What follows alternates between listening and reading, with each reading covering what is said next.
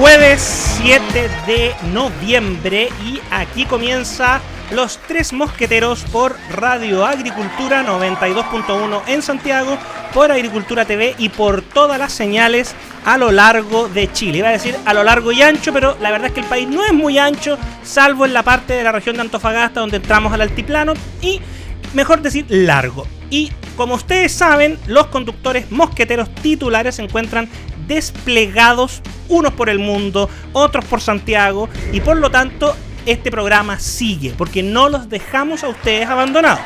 Y hoy en el estudio les habla Álvaro Iriarte, D'Artagnan, conductor encargado, así como Guaidó, que eso no tiene muy buena perspectiva en la práctica. Luchito hace sonar la sierra. Yo espero creer que me está diciendo que tengo algo de Milei, lo que me encantaría, pero parece que no, parece que es el sentido del serrucho, ¿ya? ¡Viva la libertad, carajo! Gracias, para empezar con energía. Y me acompañan hoy aquí dos invitados amigos de la casa. Me acompaña don Tomás Elwin, abogado, y con quien ya me ha tocado compartir panel, así que muy bienvenido, Tomás. Muchas gracias por la invitación y por la presentación, Álvaro. Veo que estoy no solamente a la izquierda de la pantalla, sino que a la izquierda de este panel también. Se ha venido una semana interesante, vamos a estar conversando. Hace tiempo que no se tocaba. Hace tiempo que no me tocaba estar en minoría. Pide 3 deseos. Y ya lo están viendo ustedes a la derecha. Me acompaña el diputado Johannes Kaiser. ¿Lo pronuncié relativamente digno? Perfecto. Muy bien. Ahora te desafío con el segundo apellido. No, porque lo conozco, así que ninguna posibilidad. Muchas gracias por la invitación. Oigan, bueno, estamos aquí, noviembre, tenemos hartos temas para conversar, y hoy día vamos a aprovechar que tenemos destacados líderes de opinión, y según dicen mis sobrinas que tienen 7 y 8 años y ven YouTube, son influencers y cosas así. Ese es el calificativo. Y queremos partir porque efectivamente veamos un poco de números para ir relajándonos. Leo el titular y comentamos, estimados invitados. Aprobación de Boric baja 7 puntos tras caso Monsalve. Y Matei lidera carrera presidencial. Estoy leyendo el comentario. Todavía. Por ahora. ¿A qué nos referimos? A la nueva encuesta. Entiendo que los ciúticos dirían Criteria Research. Yes. Pero esta es, como estamos en Chile, la Criteria. Muy bien, Tomás, la Criteria. ¿Ya? Yeah. ¿Y qué nos dice la Criteria que se hizo entre el 30 de octubre y el 5 de noviembre? Que se hizo para Halloween, así que viene de miedo para el gobierno por lo que estoy viendo. No es coincidencia. Una caída significativa en la aprobación del presidente Gabriel Boric, quien disminuye 7 puntos y queda en un 30% de evaluación. Y esta evaluación, que yo sigo considerando excesivamente alta, pero bueno, eso es discutible, se atribuye a los efectos del caso Monsalve. El Monsáwer. Vamos, don Tomás, ¿qué te parece esto del caso Monsalve y el impacto sobre la figura del primer mandatario? Bueno, creo que el impacto iba a ser bastante obvio respecto al caso Monsalve, porque Boric lo llevó directamente a la moneda cuando asume que él conversa con él, que conversa con Carolina Toá. Acá hay un tema de encubrimiento y eventual obstrucción a la justicia, donde tanto Gabriel Boric como Toá podrían ser cómplices incluso y podrían verse declarando en fiscalía. Entonces creo que la figura de presidencial se ha visto dañada. Lo que a mí me ¿La institución sí, o la figura? No, la figura del presidente Boric. A mí por lo menos, yo no voy a imputarle ningún delito ni mucho menos, pero sí voy a decir que este caso deja a la vista que el presidente de la República no tiene ningún tipo de control ni sobre sus ministros, ni tiene muy claro qué hacer, ni cómo reaccionar ante estos casos de crisis. Se mareó y creo que también quedó a la palestra y a la luz pública el profundo quiebre que existe en el gobierno. Y lo digo súper responsablemente por lo siguiente. Cuando el caso Monsalve se destapa, lo maneja Carolina Toá con Gabriel Boric totalmente en privado, prescindiendo de la ministra Camila Vallejo y de Antonia Cósmica Orellana, ¿no es verdad? Y eso le trae coletazos. Y el primer coletazo es que Camila Vallejo se negó a hacer la vocería durante varios días. Y esto aparece en algunos trascendidos en la prensa, notas rumores, que Camila Vallejo decía: yo no tengo por qué asumir ni dar la cara por una cuestión en la que a mí no se me hizo partícipe. Uno diría, ¿para qué crees estaréis vocera entonces? Una buena pregunta. Si no es para salvar al presidente en los momentos complicados. Y Cósmica Orellana toma una línea más o menos similar, pero más en contra de Carolina Toá. Y ese quiebre queda patente, ya venía hace rato, varios lo sabíamos, y ya está y ya está ahí. Y lamentablemente el que tiene que mediar, el que tiene que cortar los queques, el que tiene que resolver, no lo está haciendo. Y creo que todo el mundo se dio cuenta. Y por eso este descalabro en las encuestas de 7 puntos, donde perdió lo mucho que había ganado. Y a mí me sorprende que todavía lo tenga, pero bueno, todos sabemos que la base de apoyo fiel de este gobierno es bastante fanática.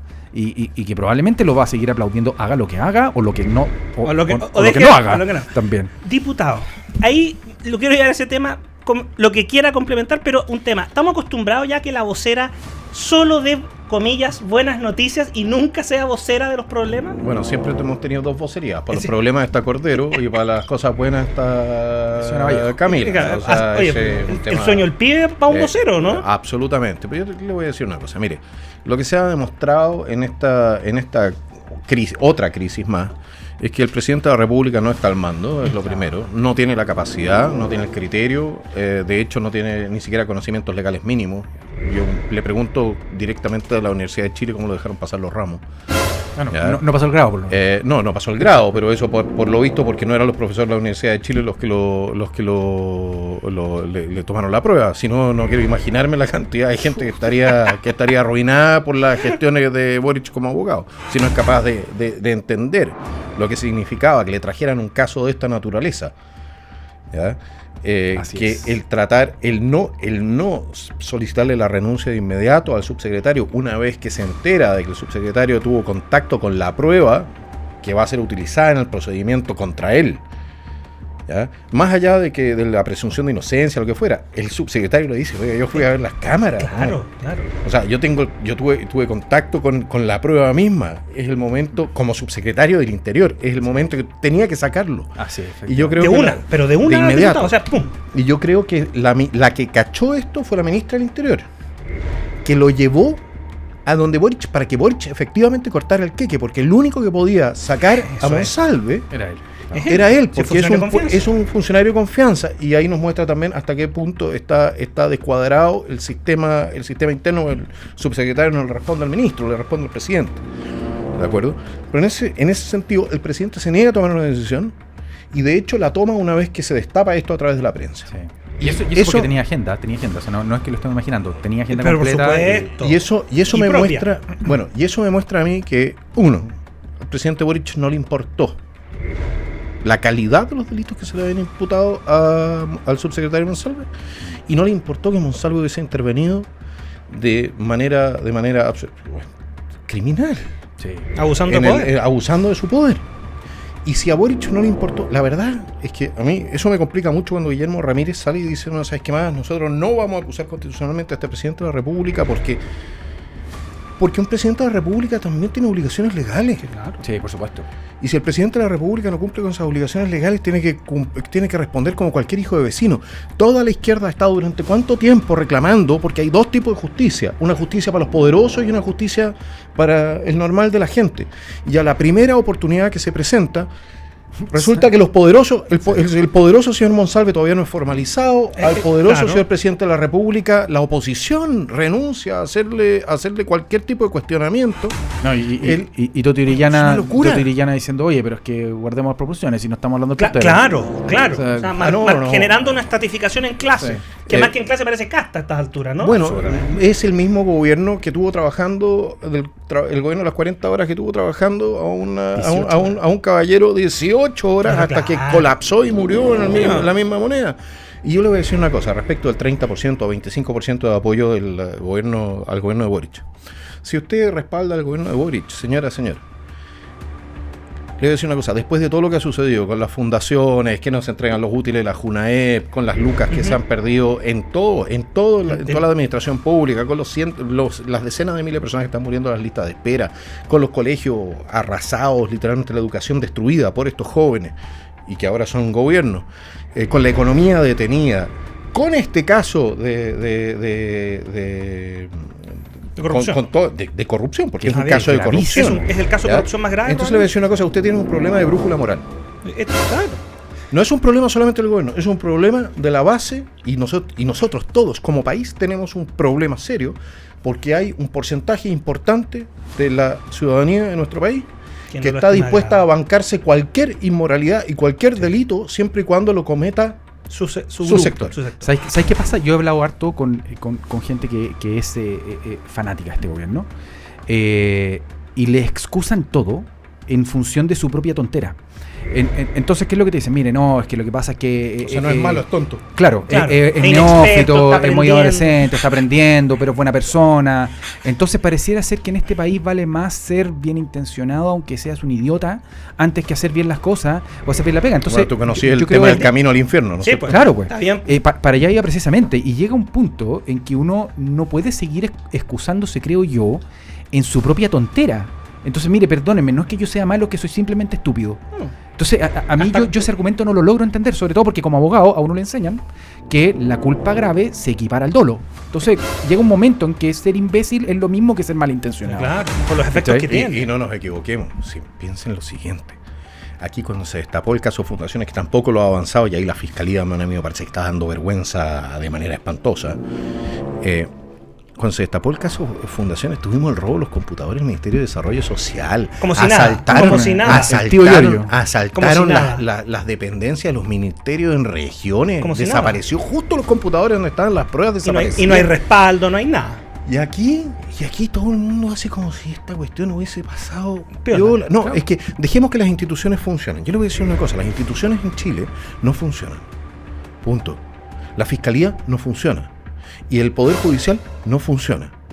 Eso es todo lo que tengo que decir en esta materia. Y no funciona en razón de su politización y de sus lealtades mal entendidas respecto de ciertos sectores políticos y independientes, porque tú tienes el caso también a veces cuando le toca a la derecha o le toca a la izquierda. Esto es un tema institucional en el fondo. Mira, yo tengo un solo matiz respecto a lo que dice Johannes. ¿Cuál? Yo no creo que el Ministerio Público no funcione en la medida que esté politizado, sino que creo que el Ministerio Público tiene los incentivos de funcionamiento y de diseño muy, pero muy mal puestos. Te saco del tema político en estricto rigor, ¿ya? Bueno. Y esto yo lo he conversado con fiscales de todos los sectores políticos, de izquierda, derecha, activista o no, y te dicen que el otorgamiento de bonos es tremendamente laxo. Todo el mundo gana bonos porque sí, por cerrar causa. Por cumplimiento de metas. Bueno, eso en todo el Estado lo mismo, ¿no? Aunque las cierras porque sí. Dos, no hay ningún incentivo para perseguir al delincuente, sino que los incentivos están para perseguir el delito particular. Te digo, mira, yo siempre cuento esto. Tuve a Pati Muñoz, que hoy día, que fue ex defensora de la niña. Defensora de la niña, fue fiscal de delitos sexuales durante más de 10 años, enfocada precisamente en temas de niñez. Y ella me decía que una de las cosas que más le chocaba respecto a sus colegas en el Ministerio Público era que cada vez que se descubría a un niño ejerciendo la prostitución, se perseguía a la persona que lo había contratado y nadie se detenía un minuto a pensar de que a ese niño alguien lo puso ahí y que por lo tanto había que hacer una persecución un poco más exhaustiva para desbaratar la red completa. ¿Por qué? Porque al fiscal finalmente no le interesa eso, porque es más complicado, porque es más pega, porque el bono le llega igual y porque finalmente tiene la pega igual. Y porque quizás esas redes son mucho más amplias de las que uno cree. No nos equivoquemos. Para allá no me voy a meter, pero quedémonos ahí. No nos equivoquemos en una materia. Eso fueron 1.300 los menores que murieron en el Sename. ¿Ya? 1.300 y algo. O sea, estoy hablando al cuidado del Estado, murieron 1.300 menores de edad. Esto no fue la guerra, la lucha antisubversiva contra el frente. Internos en recinto. No. Pensamos en 17 años de dictadura son 3.000 personas. No, 2.200, sí, porque los otros 800 son uniformados, son del otro lado. Ya siempre lo suman todos, pero claro, consideremos que solamente en el Servicio Nacional de Menores murieron 1.300 menores y no sabemos cuántas decenas de miles fueron abusados, cuántos fueron golpeados, cuántos fueron sujetos a los peores tratos que podemos llegar a imaginarnos, sin haber ninguna motivación política, pero sí posiblemente sí financiera detrás de todo esto, o criminal. ¿Dónde están los condenados? No hay. ¿Dónde están los condenados? ¿Dónde están las redes que habían detrás de esto? Desaparecieron. ¿Quiénes protegieron esto? ¿Quiénes protegieron esto? ¿Dónde está la y por lo responsabilidad? demás, hay otro tema, porque es algo que nadie dice en este país. Pero, ¿quién está quitándole a los pobres a sus hijos para mandarlos al sistema de protección por el hecho de ser pobres? Sí, claro. Porque eso se está produciendo. Porque hay todo un negociado. Por niño se pagan millones de pesos. De eso vamos a volver. A las organizaciones. Con eso vamos a volver, pero tenemos que ir a la primera pausa. No se despegue de la sintonía y volvemos con Tomás Elwin y Johannes Kaiser. Así que los tres mosqueteros ya regresan.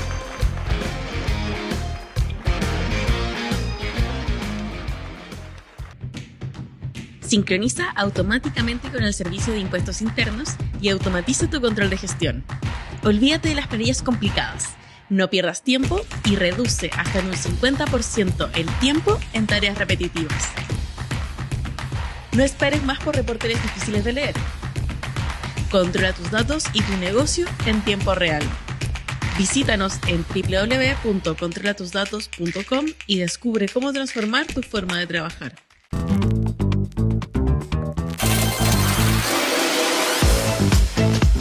LATAM Win, el mejor sitio de apuestas online que paga al toque, con una excelente atención y una experiencia de jugar como si realmente estuviera en el casino. Ponte zorro y recibe 5,000 pesos de bono sin depósito. Regístrate y gana. LATAM Win, ¿sabes? Apuestas ganas. ¿Pensando en vender o comprar un auto? Visite Expo Autos. Encontrará los mejores vehículos y marcas del mercado. Modelos con poco kilometraje, papeles al día y sin choques. Gama alta y seminuevos de lujo. Disfruta la tranquilidad en todo el proceso con los expertos en el mercado automotriz. Visítanos en Avenida El Rodeo 13012 Lo Barnechea o en expoautos.cl. Expo Autos. Excelencia, calidad y transparencia a su servicio.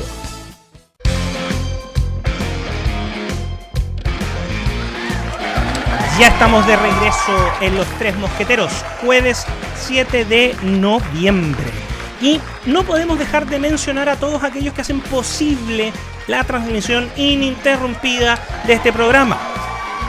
Viva la mejor experiencia de comprar o vender su vehículo en Expo Autos. Expo Autos, antes en Avenida Vespucio, esquina Bilbao, ahora en Avenida El Rodeo 13012 en La Dehesa.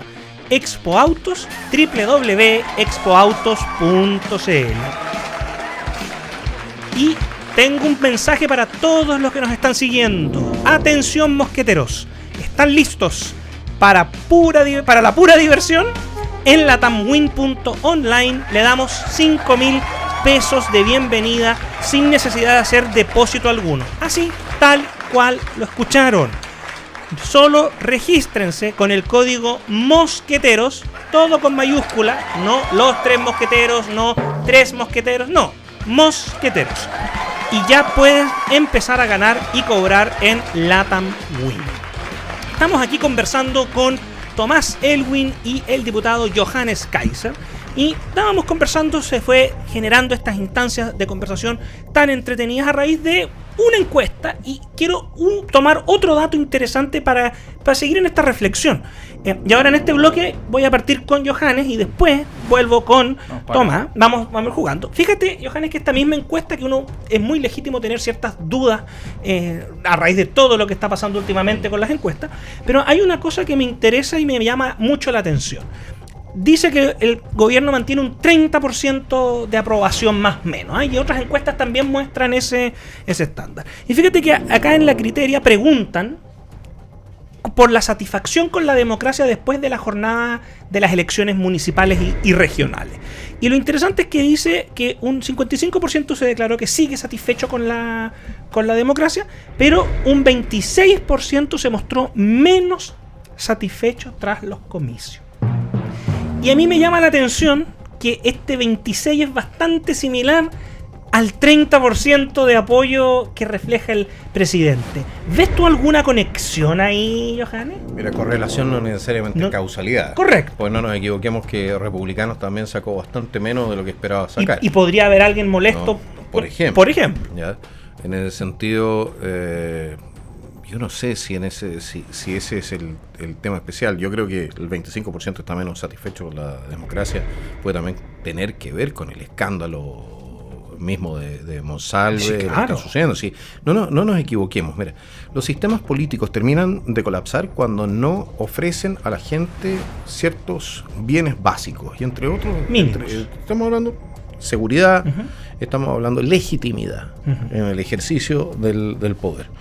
Al final, la Revolución Francesa se desata por eso. ¿ya? Y todas las caídas de los sistemas, el sistema soviético, etcétera, terminan produciéndose por eso. Y lo mismo sucede con las democracias. Por eso es tan peligroso cuando las democracias empiezan a fallar a la hora de entregarle a la gente lo que demanda. Es decir, si la gente está demandando el 85% protección de frontera, algo pasa. ¿Por qué no se lo dan? Si la gente está demandando sacar a los criminales de las calles, la pregunta al sistema político es ¿por qué no se lo dan? Si la gente está demandando crecimiento económico, la pregunta es, bueno, ¿por qué no están trabajando para generar las condiciones para que haya crecimiento económico? Si la gente está demandando empleo, etcétera. La pregunta es ¿cuándo se produce este quiebre entre la dirigencia política, ¿ya?, y las demandas ciudadanas? Porque ese quiebre, en la medida que se va extendiendo en el tiempo, va ahora dando la legitimidad del sistema, de cualquier sistema, de la república, la democracia, la monarquía, la teocracia, lo que tú quieras. Porque hay una desconexión. Exactamente. Ese es el problema. Entonces cuando hay gente que dice y aparece y dice, no, sí, oye, tal candidato es un peligro para la democracia, no lo sería jamás. Si está proponiendo un sistema alternativo, por supuesto, pero no lo sería jamás si el sistema actual estuviese rindiendo y dando respuesta a las demandas de la gente.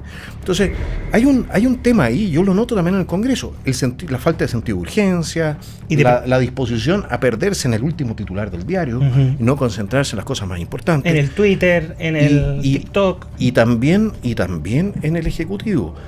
La fijación en la próxima elección, la fijación en la próxima encuesta, nos está costando la democracia. Y nos está costando la democracia porque no estamos trabajando, planificando a mediano y largo plazo. Con lo cual, este país se hace inviable. No tienes una reforma del sistema eléctrico para bajar los costos de la energía.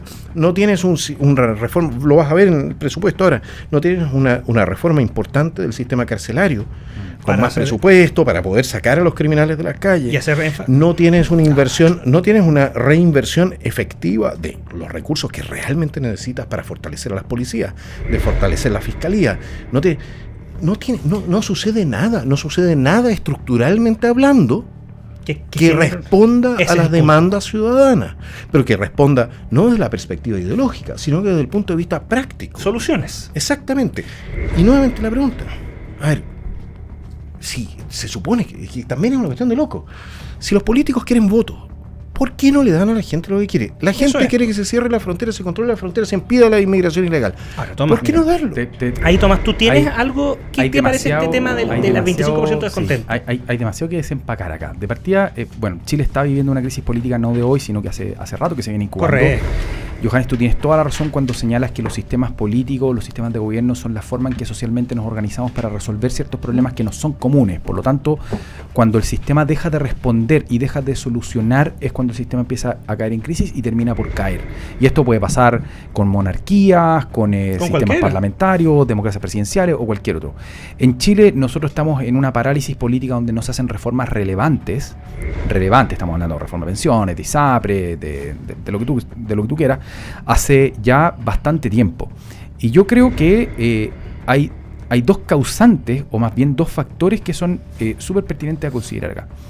Lo primero es que yo observo un divorcio más bien casi absoluto entre la ciudadanía y sus políticos, que históricamente no fue así, donde los políticos realmente no saben cómo conectar con la gente, no entienden las necesidades de las personas, no tienen mucho en común con ellos tampoco. O sea, yo esta crítica la he hecho en Twitter de forma más ácida, pero el hecho de que el presidente de la República y que las principales fuerzas políticas del país no hayan hecho en su vida una liquidación de sueldo, una factura, un currículum, hablando de la capacidad de gestión. No, estoy hablando sencillamente de entender cómo funciona el mundo. De tener la experiencia de vida que tienen las personas que tú gobiernas. Entonces es una casta que se autorreproduce y que por lo tanto pierde conexión. Y también tienes ahí la destrucción completa de los partidos políticos, donde hoy día son sencillamente pymes, clubes que responden a ciertos liderazgos muy locales, muy específicos, muy contingentes, que se terminan desarmando tan pronto sale electo.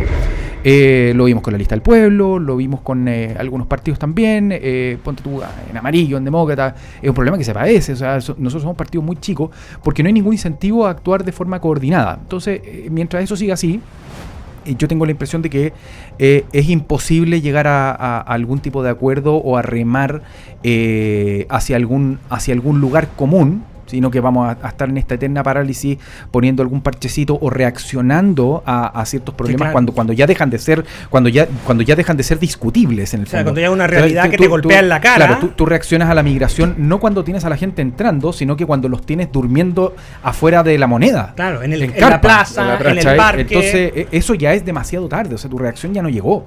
¿Te fijáis? O sea, todavía puedes reaccionar, pero claro, ya va a ser una reacción remedial y tardía y no preventiva. Claro, o sea, y en el fondo el daño ya va a estar hecho. Ahora, hacerle presente lo siguiente, porque también la oposición se lleva muy mala nota. Sí, totalmente. Comentemos los números, pero, diputado, para que la gente lo tenga en perspectiva. Lo más preocupante en esto es que, claro, la desaprobación aumenta del gobierno, pero baja 5 puntos la aprobación. Perdón, la desaprobación de la oposición bajó 5 puntos. Sí, pero era mala la aprobación. Pero claro, pero ¿sabe cuánto es la aprobación que tiene la oposición completa? ¿20? No, 13% en este. Pero ahí hay una cuestión que es injusta a mi juicio. Hay una cuestión que es injusta a mi juicio. ¿Cuál sería? No es comparable el gobierno y la oposición. ¿Ya? No. El Correcto. gobierno es una cosa, y cuando tú evalúas a la oposición, evalúas a los partidos políticos que integran la oposición. Y los partidos políticos pero por no cierto, evalúas, mal evaluados. cuando tú evalúas al gobierno, no estás evaluando a los partidos políticos. No, está hablando del que presidente integran, del gobierno. Entonces, creo yo que esa evaluación de la oposición no es comparable. Por lo tanto, no creo que el gobierno o los partidos del gobierno salgan mejor parados. Ahora, solamente para cerrar el punto anterior, que me quedé... la política se trata esencialmente de un arte que tiene 3 fases. La primera, obtener el poder. La segunda, mantener el poder. Y la tercera, ejercer el poder. Y en Chile hace rato que estamos pegados en la fase 1 y 2. Como obtengo, como mantengo. Como obtengo, como mantengo. Claro. Y finalmente el poder termina por no ejercerse, sino que para cuestiones muy chicas que terminan en la corrupción que estamos viendo y que tú bien nombrabas hace un rato. Ahora, lo que decías de los partidos de oposición, a mí hay una cuestión que yo miro, pero con particular preocupación. Tú ves todas las encuestas de opinión en Chile, y los partidos políticos y el Congreso Nacional son los peores evaluados, sí, claro, encuesta tras encuesta tras encuesta, de forma consistente, sin importar quién esté arriba. Y eso, a mí por lo menos, me empieza a enviar cada vez más el mensaje de que la gente lo que está despreciando es a la democracia como forma de resolver los problemas. Bueno, te voy a plantear una cosa. ¿Qué pasó, yo lo entiendo. ¿Y qué nos iba a comentar a raíz de eso? Sí, yo lo que quería comentar es lo siguiente. Yo he visto la falta de eficiencia, porque, a ver, el problema de gestión en el gobierno se produce, entre otras cosas, o tú la puedes anticipar por los problemas de gestión en los partidos. Sí. Okay. Cuando las directivas de los partidos, cuando los mismos partidos políticos tienen problemas de gestión interno, ¿ya? No esperes que cuando lleguen al gobierno lo vayan a hacer mucho mejor. Sí. Ese es el primer punto. El segundo punto, no hay capacidad de planificación, no hay capacidad de negociación, como lo vimos hace no muchos días atrás.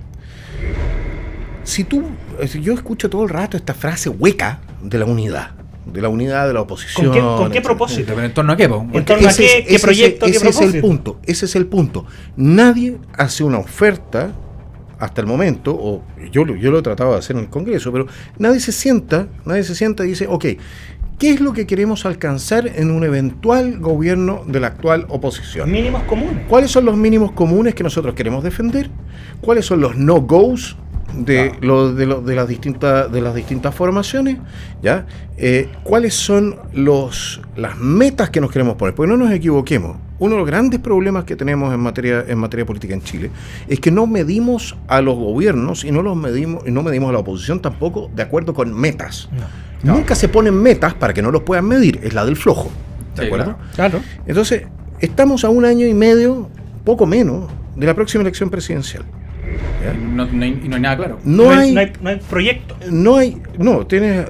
Bueno, mi equipo está armando un proyecto, Evelyn Matei está armando su proyecto, José Antonio está armando su proyecto. ¿Y el común?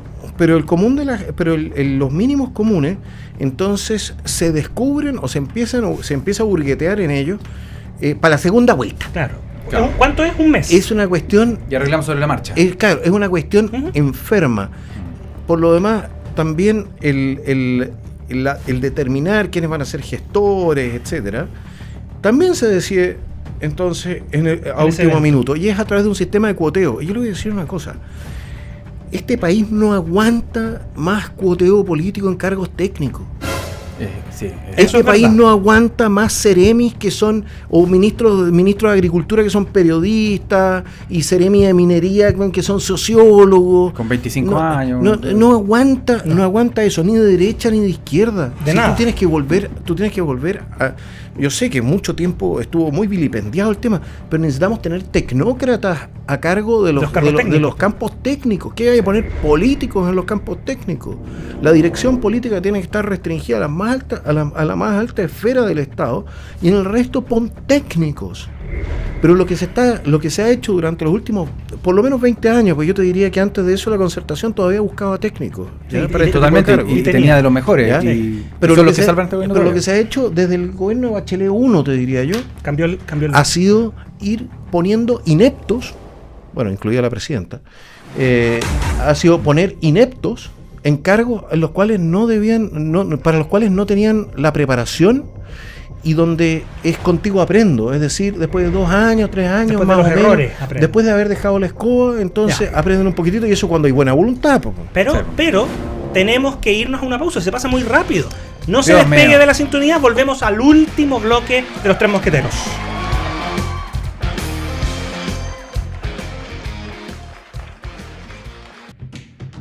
Sincroniza automáticamente con el Servicio de Impuestos Internos y automatiza tu control de gestión. Olvídate de las planillas complicadas. No pierdas tiempo y reduce hasta en un 50% el tiempo en tareas repetitivas. No esperes más por reportes difíciles de leer. Controla tus datos y tu negocio en tiempo real. Visítanos en www.controlatusdatos.com y descubre cómo transformar tu forma de trabajar.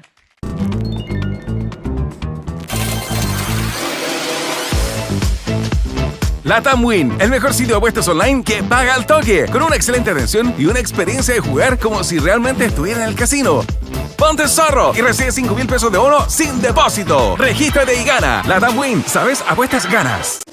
¿Pensando en vender o comprar un auto? Visite Expo Autos. Encontrará los mejores vehículos y marcas del mercado. Modelos con poco kilometraje, papeles al día y sin choques. Gama alta y seminuevos de lujo. Disfruta la tranquilidad en todo el proceso con los expertos en el mercado automotriz. Visítanos en Avenida El Rodeo 13012 Lo Barnechea o en expoautos.cl. Expo Autos. Excelencia, calidad y transparencia a su servicio.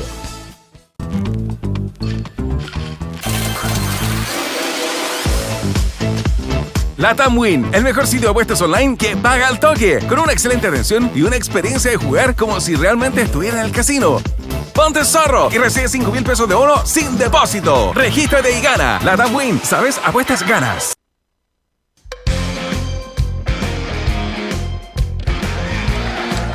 Estamos de regreso en la 92.1 y en Agricultura TV, en los Tres Mosqueteros. También en todos quienes nos escuchan en las distintas señales a lo largo de Chile.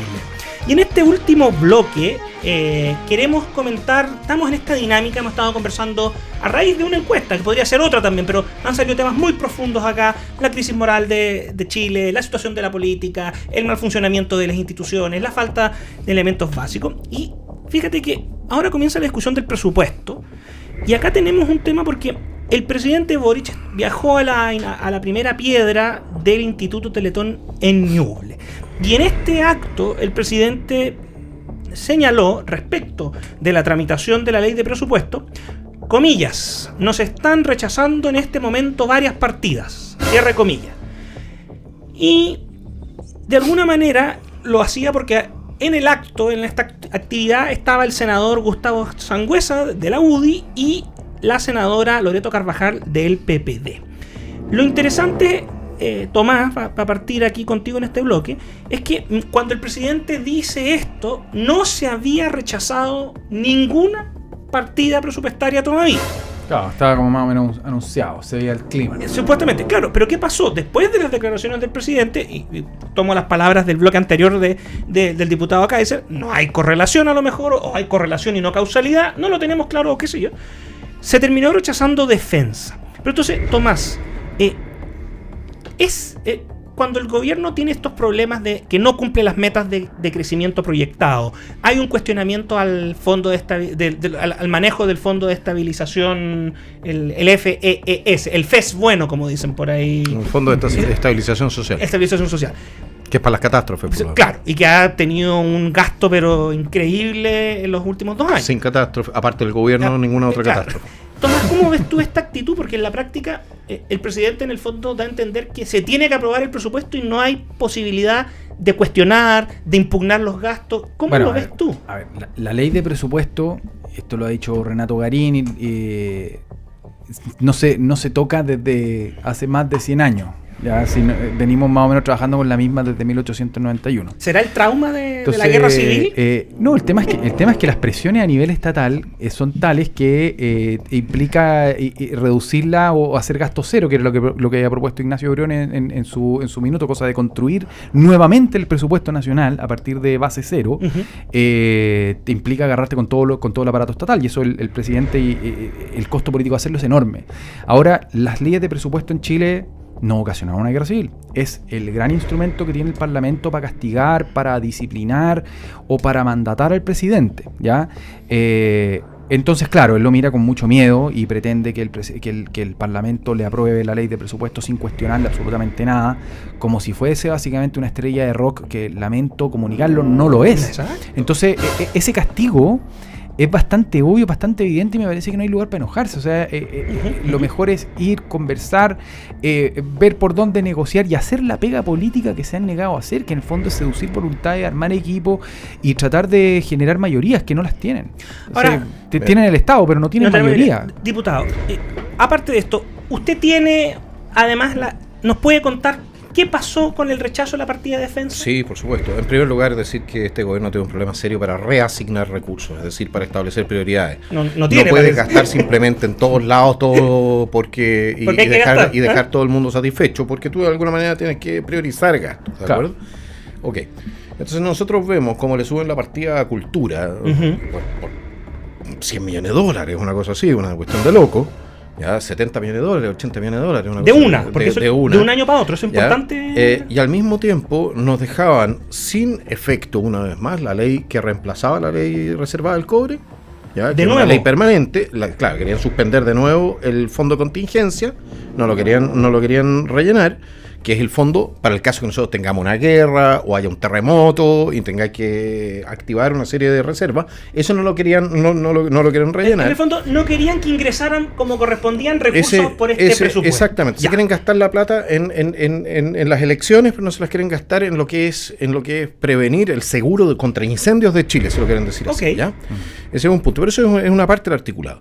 Pero lo otro es algo que también quedó claro en la comisión mixta, que es lo siguiente: la ley establece que Chile puede tener 12.000 soldados conscriptos y 7.000 soldados profesionales. Ok. ¿De acuerdo? Pero esta ley de presupuesto traía plata para 6.200 soldados conscriptos. La mitad. Y 1.300 soldados profesionales. Chuta. ¿Cuánto? ¿1.300? 1.300 cuando la ley soldados. establece ¿Esto Johannes, es al año o cómo es? Porque si tenéis 12.000, o sea, no, perdón, ¿cuánto dijiste? ¿9.000 soldados profesionales? No. La ley establece que son 7.000 y tantos soldados profesionales, claro, y 12.000 conscriptos. Perfecto. Claro. ¿Ya? Y esto no viene de ahora, viene de ahora de que... Pero esos 7.000 son permanentes o son los que ingresan año a año. No. Los conscriptos entran año a año. Esos son años. Son 12.000. Perfecto. Y los soldados de tropa profesional duran 5 años. Los que están trabajando en el Pero muchos entran y se van. No es que estén trabajando, no, son soldados de tropa. Perfecto. Son combatientes. Perfecto. ¿De acuerdo? Ok. ¿Qué es lo que nos sucede? Tenemos un país con una economía de $300.000 millones, más o menos, en PIB, ¿ya? Y tenemos 8.400 soldados disponibles. Y tenemos 2 estados de emergencia que son prácticamente permanentes, el de la macrozona sur y el de la macrozona norte. Entonces se darán cuenta que toda la gente que andaba hablando de que hagamos estado de excepción constitucional en Santiago, que el narco y la cuestión, no se dan cuenta que nosotros no tenemos con qué. Y no tenemos con qué, no de ahora. Esto también, saludo a mi estimado señor Briones, porque desde el tiempo de Piñera, no solamente habían ido rebajando desde Bachelet Uno ha venido rebajando los números de conscriptos y soldados profesionales. ¿Ya? Eso venía. Pero bajo Piñera, con el tema de la pandemia, no se les ocurrió nada mejor, a pesar de que tenían desplegado el ejército en todo Chile, no se les ocurrió nada mejor al gobierno de Chile Vamos que bajarle en 30% los gastos operacionales al ejército. ¿Ya? Entonces, y hasta eso... el castigo también del Milico Gate. Y eso...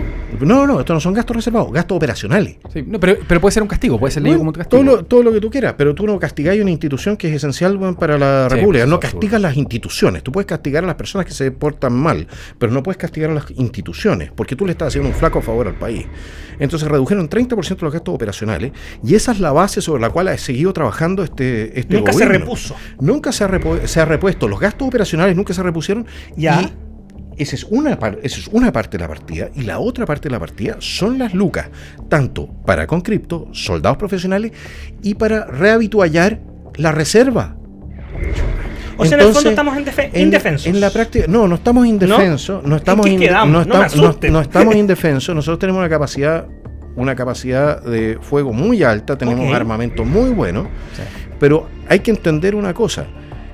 Eso no es suficiente para las gestiones que tiene que hacer el ejército y las Fuerzas Armadas en materia no bélica. ¿De acuerdo? Catástrofe, que son catástrofes, que son, por ejemplo, estado de excepción, etcétera, etcétera. Nosotros la frontera, hemos estado trabajando con el mínimo que garantiza seguridad, sin duda. Ningún vecino va a entrar en este momento en la lógica de un conflicto. Pero, en el mediano y largo plazo le estamos haciendo un flaquísimo favor a nuestro país. Hay que entender una cosa. Los peruanos, por ejemplo, tienen una conscripción anual de 50.000. Eso significa que en 10 años arman una reserva de 500.000. Nosotros tenemos... Y no olvidemos que la lógica de las guerras ha cambiado con la de Ucrania y Rusia. Sí, claro. ¿Ya? Ok. Arman una reserva de 500.000 que podrían movilizar.